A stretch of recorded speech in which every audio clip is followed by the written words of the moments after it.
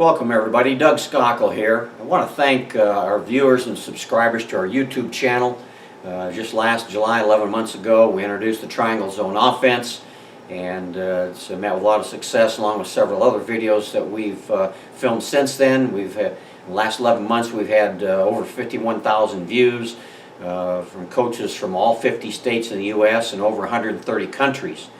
And it's generated quite a few emails and with lots of questions. And a frequent question that we've gotten is requesting help attacking 1-3-1 zone defenses. Now, as you already know, I really like the triangle zone offense against any defense, whether it's man zone, matchup, including the 1-3-1. But nonetheless, sometimes you'll find there's a simple pattern, a unique scheme that is highly effective against a specific defense, or maybe a particular pattern fits your personnel better.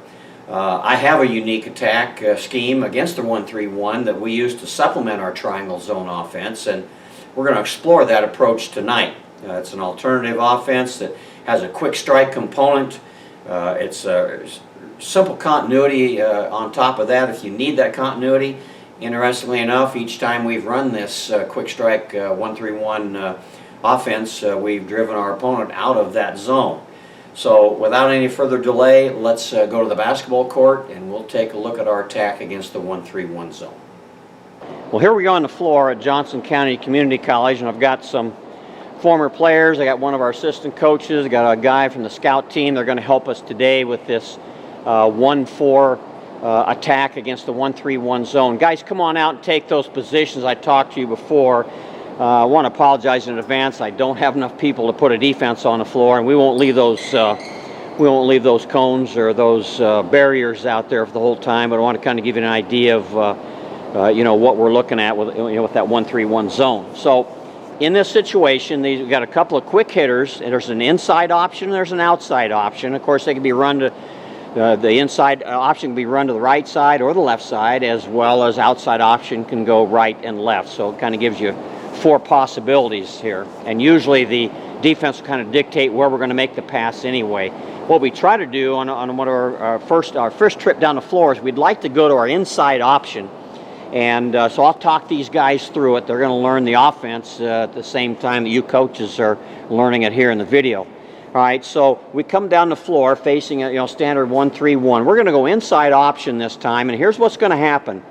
Emily, you're going to make a pass to number 4. Our point guard's going to make a pass to number 4.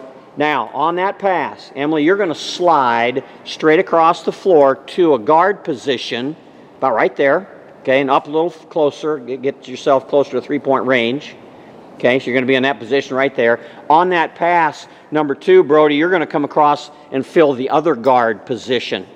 All right, and again, you're going to be above, about even with number 1, and just outside that, a little bit wider, Brody, a little bit wider. There you go. All right, so on that pass, that's the movement of those players. Number 3 on that pass is going to cut to the short corner area on the baseline. So you're going to get down into, about that area right there. And number 5 is going to cut to the block on the same side she's on. So she'll cut to the basket right there. All right, so now here's what's going to happen. 4 gets the ball, and probably what's going to happen is, depending on the space that she has, we find it's probably safest if she turns to the outside. Okay, so she's going to turn to the outside and start a drive at the basket and stop. Okay, we'll just take one dribble right now. What will happen is that bottom barrier, orange barrier, Carlos grab it and bring it over part way, like it's that person will be coming to guard Jamie. Okay, number 4. And Emily, grab the middle barrier and bring it closer to Jamie also. All right. So that's what you're going to find. Those people will start to converge. Well, you can see right now, and we get a lot of layups. We open a lot of games with layups. We're going to pass from 4 to 5. So 4 takes about 1 bounce and gets that commitment from the bottom player. If for some reason that far wing would be able to react and get down there, I mean, I haven't seen it yet, but if they would get down there and cover 5, of course we've got number 3 here on a baseline for a little jumper.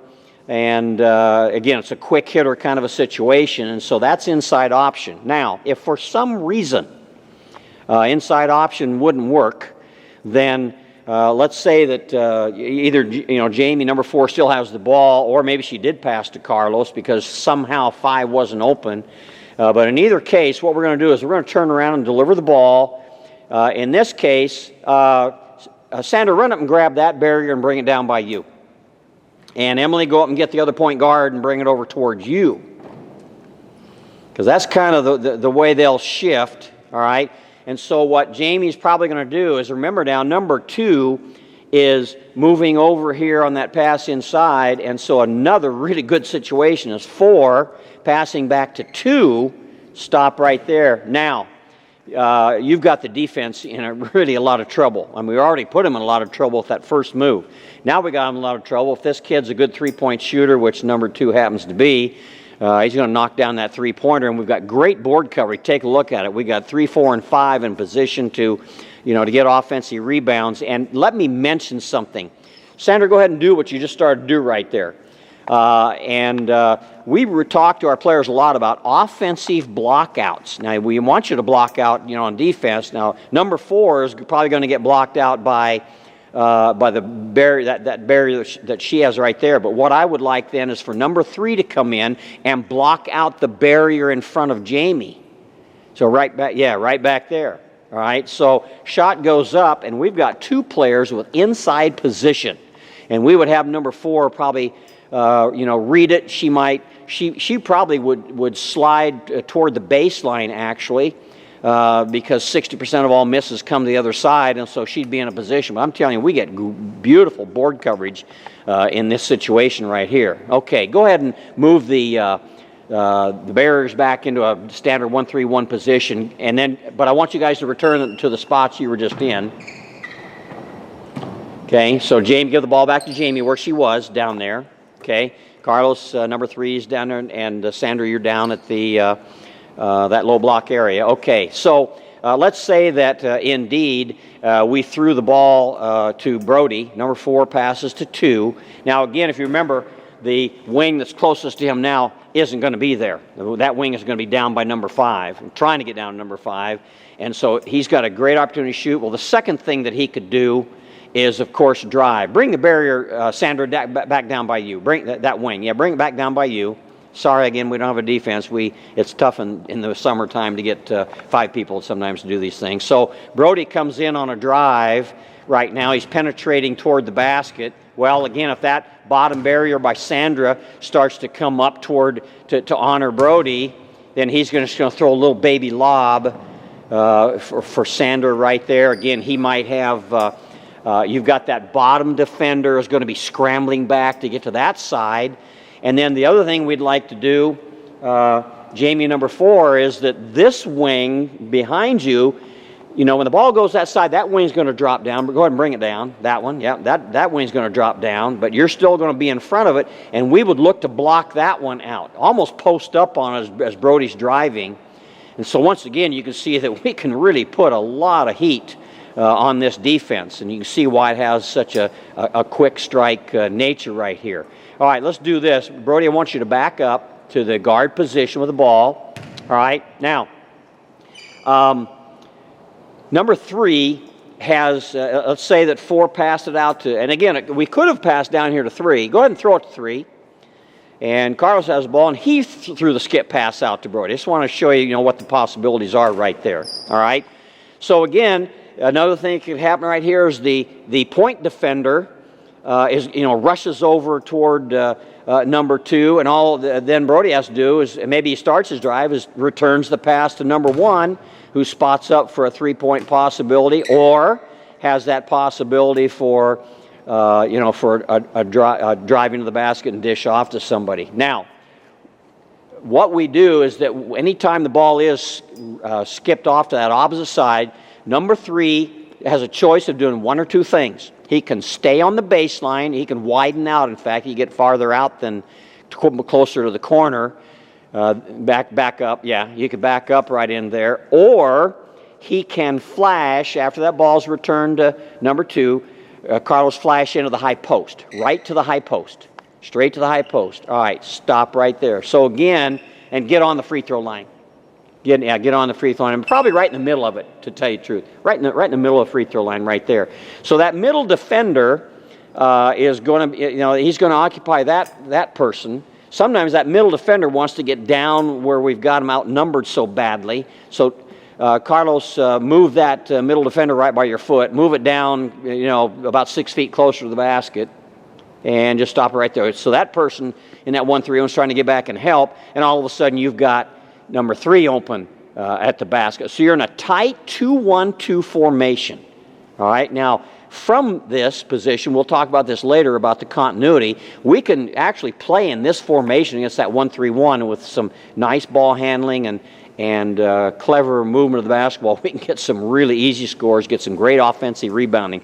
So that's the inside option, and obviously you simply reverse it if we're going to go to the other side. Return the barriers to 1-3-1 position again, if you would, please. Carlos, come out to this wing. Brody, after you do that, come on out to go out to your wing. All right, and so we could take the ball, dribble over a little bit. Emily, number 1, pass to Brody. All right, I'm sorry, back to Emily, my bad. We're going to inside options, so we'd hit number 5. No, we'd hit 5. We're going to the other side of the floor. Now, Jamie, you're going to the block. And Carlos, you're coming up to the guard position. Brody's going down short corner. And we're just in, the same alignment right here. And you just simply do the same kinds of things we just showed you on this side of the floor. All right, go ahead and come back out to your original spots, please. And we're going to show the outside option now. All right, so this time maybe those wings squeeze in a little bit. They said that, that's not a good deal. They get that inside thing going. Oh, you know what? Before I do that, I'm going to go ahead and show one other possibility in the inside option. Go ahead and pass to Jamie, number 4, and Sandra's going to the bucket. You could just turn and make that pass yourself right now, even without a dribble. That possibility is there, okay? And if that, a lot of times people play their point guard down there, and you could just, Sandra could just simply come in and post on that point guard, and you'd have a pretty easy score. Now we're going to go outside option. So Carlos, I need you out at the wing here. Okay, so now we're going to go outside option. And this one, number 1 passes to 3. Well, before, when we passed inside option to 4, 4 dribbled down, and 5 went to the block. You're both going to go to your respective blocks right now on that pass. Okay, so you're looking for a possible pass. Now, the one I want number 3 to look for is a baby lob to 5 on the other side. Again, and Sandra, as you go, you would want to try to position yourself so that wing closing down, you'd keep them on your backside. And then Carlos would throw halfway between your body and the rim. Go ahead, Carlos. Halfway between her body and the rim. It's just a catch and score in that situation. All right? Now, bring it back to Carlos. All right, now here's another possibility, is that Carlos makes a drive toward the short corner. Okay, drives hard toward the short corner. All right, now what's going to happen is that bottom defender, Jamie, grab it and bring it out to meet Carlos. Okay. Emily, after your pass, by the way, I forgot to mention this, you're still going to come over and fill outside, and Brody, you'll come up and fill that guard position where you were before. All right, in that position right in there. So Carlos attacks. Well, now what happens is, Emily, quickly get the middle barrier and run it down on the top side of Jamie. Okay. So that's where that middle defender would go. The bottom defender, that 1-3-1, is going to come, out to cover number 3, Carlos. And if you don't, he's going to have a nice little jump shot opportunity there with nice board coverage again on the other side. Or as that bottom defender comes out, he can just throw a little looping pass to number 4, lead her to the basket. He'll probably loop it up over the defense here and let her go up and get it and catch and score in that situation. All right. So again, now, the other possibilities we have then, let's say he didn't have anything. Ball back to Carlos. He's going to throw a skip pass to Brody. And he's going to flash up into the free throw line area. And again, you're going to, again, Brody, that far orange barrier would have been down by number 5. And so Brody could start his drive as he did before. Or he could shoot a three-pointer, if they hadn't covered that one. And, there's just some great opportunities in this thing. All right, come on back. Let's get back in your original position. Another outside option here. Bring that bring that bottom defender into the middle for us there, Jamie. Good, that's it. All right, so we throw to Carlos, outside option, and he chooses not to drive. Both posts have gone down to their blocks. Emily comes over, number 1, outside to a guard position, and Brody comes up. All right, now, so the barrier that Carlos is close to number 3 is going to be guarding him. Emily moved the point in a little closer to the ball side elbow, and Sandra run up quick and get that wing who has started their drop towards you. Okay, now got a couple of possibilities. One is simply to pass the ball, and I kind of like these first 2 possibilities. We could skip to Brody, but that would let that top defender more easily get to Brody. So we could throw it to Emily, number 1 right here. Now that top defender, go grab it, Emily, and bring it towards you. So that's the logical one there. Now she can make a quick relay pass to number 2. And again, we've got that same situation we've had on that backside. 3-point possibility. He can drive it in the seam. And there's some pretty good possibilities there. So again, now, Carlos, once you get rid of the ball, you can either come to the foul line or you can drift to your side down toward the short corner again.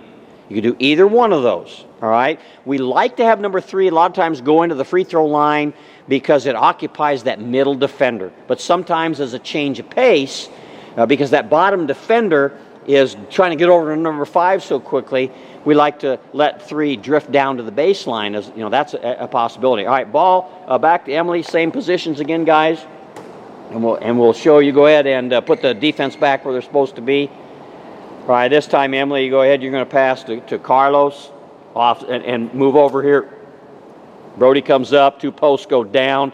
Now, the other possibility is this, and Emily moved the point defender to the ball side elbow. So another thing that Carlos could do here is drive right at that point guard defender. He can drive right at him. That occupies that defender. Now he's got a nice skip pass. But I'll tell you what else he's got. Give the ball back to Carlos. Here's what else happens. That wing on the other side, take it down by Sandra again, please. Okay? So that wing on the other side, Sandra, you take a hold of it. And as he's driving in here, that wing starts to adjust up. So go ahead. That wing's adjusting up, a little bit further, stop right there. So Carlos reads that. That wing starts to cheat up, and then he just makes the pass to number 5 right here. Or, not only is that wing cheating up, but that bottom defender decides, oh, they're changing sides of the floor. I need to get over and cover number 5. And he could turn and drop it down instead to number 4 right here. And I mean, I'm telling you, I know this looks easy, and it is that easy. We've run this. I'm telling you, every time we've run this, we have forced an opponent out of their 1-3-1 zone because it really exploits, the weaknesses that are inherent in a 1-3-1 zone. Okay, let's set up. We're going to go outside option real quick to the other side. Move the defenders back into position. Okay, Brody, you're out at the wing. Wing, Brody. Free throw line extended. There we go. All right, so now we hit Brody. Emily, you move over like you did on the ball, and the ball side. Both posts drop. Carlos, you come to the guard position up in here. And again, it's just, we've got all those possibilities. He can throw, number 2 can throw to number 4 on the backside. He could start a drive down to the baseline.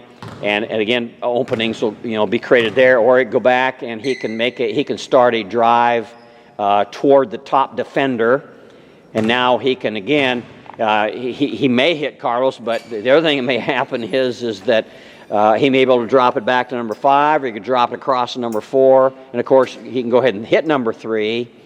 And again, that happens that Brody walk that defender down toward Sandra number 5, walk it down there. Sandra block it out, post up on it as it comes down there. So the ball comes there, and again, it's just that bottom defender's hustling to get across this side of the floor, and we've got a player on the inside. I mean, it's amazing. I know it looks easy, but you spend a little time with this thing, and you'll be surprised at just how well you can do. Now, the continuity out of this, I've already shown you the tight 2-1-2. Carlos, go ahead and go into the free throw line, the center of the free throw line.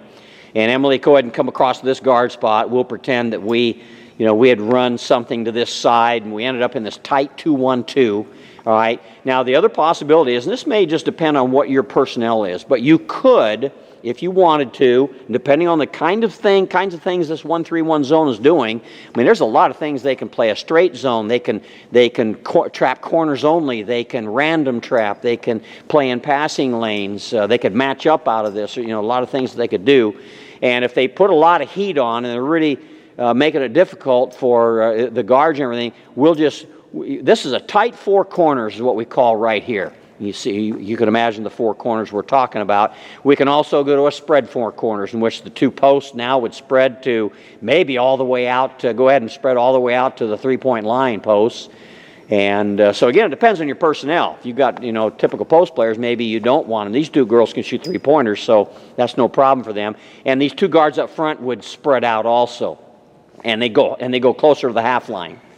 All right, so this is toward the half line, Emily. There you go. Yeah. Okay. So now we've got a spread four corners, and again, this is because the defense is really extended now. And again, one of the best things you can do if you get into an extended situation is go baseline 1-4 as an example. Go ahead and Emily pass 1-4. Now, again, remember what's going to happen. The opposite wing is going to fall down to the opposite block. And so one of the best plays is what's called diagonal out and down. So number 4 diagonals to 2, who may be creeping in a little bit because there is a pocket there. So we go diagonal out and down to 5. Okay, and then 3 can chase the ball. 3 can, sometimes we like to have 3 just stay in the low post on one side. Now again, 3 may not be a person you want in there. You want number 4 in there, or 5, you know, 5. That's okay. They can switch out pretty easily and get into those situations. So that gives you a pretty good idea of what we're talking about now, as far as you know, continuity and if you don't get those quick scores. But I'll guarantee you, you're gonna get some really quick scores out of this situation, and I think you'll enjoy this offense an awful lot.